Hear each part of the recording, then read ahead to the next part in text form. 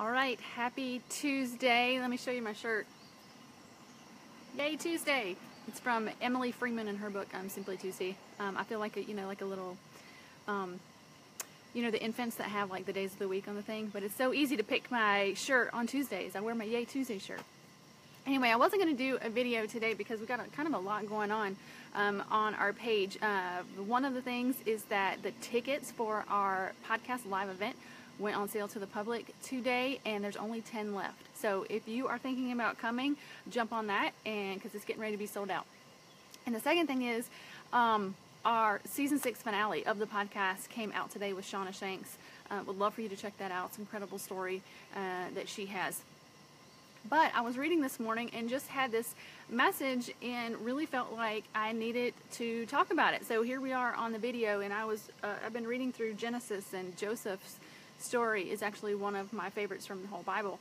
And I was reading the part where his father Jacob is getting ready to die, and he goes to bless Joseph's sons. So he has Manasseh and Ephraim, and Jacob goes, so the older son is the one that's supposed to have the blessing, and so Jacob goes and puts his hand on the head of the younger one, and Joseph goes to correct him. He's like, no, you have the wrong one, because I think it says his eyesight was not good anymore. And he says, no, you have the wrong one, you're putting it on the younger brother.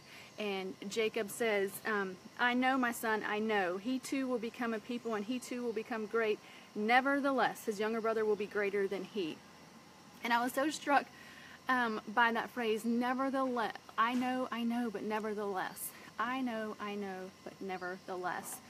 And I think we sometimes can put God in a box about what he's going to do, what the societal, norms are, what we're supposed to do. And God says, you don't know my plans. I know the norms. I know who you are.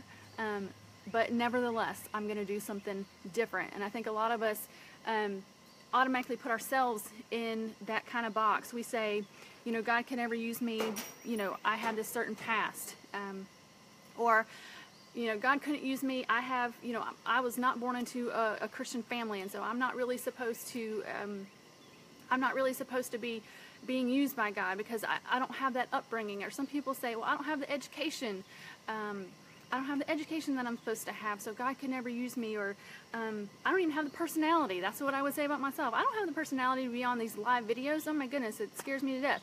And I say, God, I don't have the personality to do this. And yeah, I've been doing it for several weeks. Even for the podcast, I've been doing it for 2 years. I was trying to tell God, I'm not the right person to be doing a podcast. And yet here we are 100 episodes later, and he is using the podcast. It's amazing. I think sometimes we can just put ourselves in these boxes, and God says, I know, but nevertheless, I'm going to do something. I'm going to bless you. I'm going to use you.